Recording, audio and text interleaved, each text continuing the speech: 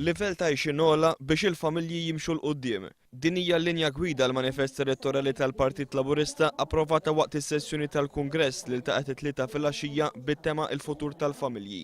Fit-tmiem is-sessjoni, deputat mexxej tal-Partit Laburista l-affarijiet tal-Parlament Anġlu Farrugia qal li l-idejat kollha li qed jitressqu waqt il-Kungress jiġdu l-impenn biex inħarsu l-qudiem u nibnu flimkien futur li jaqadna.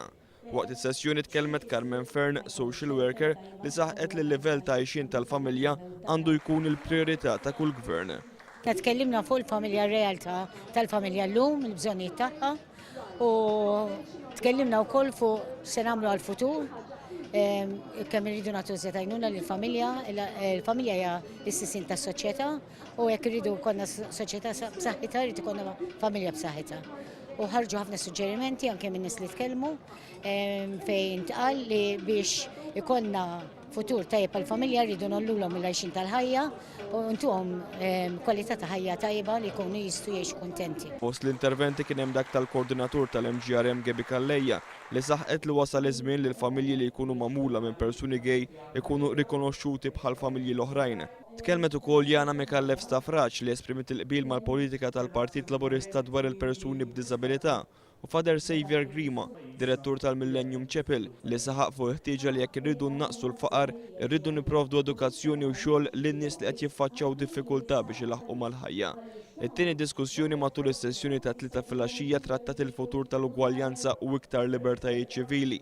Is-Segretarju tal-Eżekuttiv Laburista Lidja Bella saħqet kif il-punt prinċipali li ħareġ mill-interventi li saru kien dak li l-Gvern m'għandux jindaħal fil-ħajja personali tal-individwu, iżda għandu jilleġisla l kulħadd u jassigura l-ugwaljanza bejn in-nisa u l-irġiel.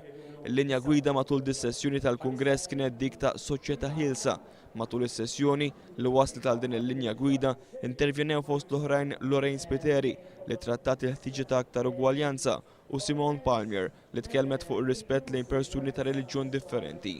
Ma naqas ukoll li jkunu diskussa drittijiet ta' tfal b'intervent tal-lecturer fil-Fakultà tal-Liġi l-Avukat Ruth Farrugia. Drittijiet ta' tfal mhux karità, huma drittijiet daqs id-drittijiet ta' kull bniedem, mhux hekk biss, it-tfal għandhom drittijiet skont il-konvenzjonijiet kollha li hawn u għandhom konvenzjoni speċjali għalihom. Issa l-problema bit-tfal hija kif se jsibu dawn id-drittijiet, kif isibu aċċess għalihom. U kull stat għandu dover li jagħmilha iktar faċli għat-tfal li jaċċessaw id-drittijiet.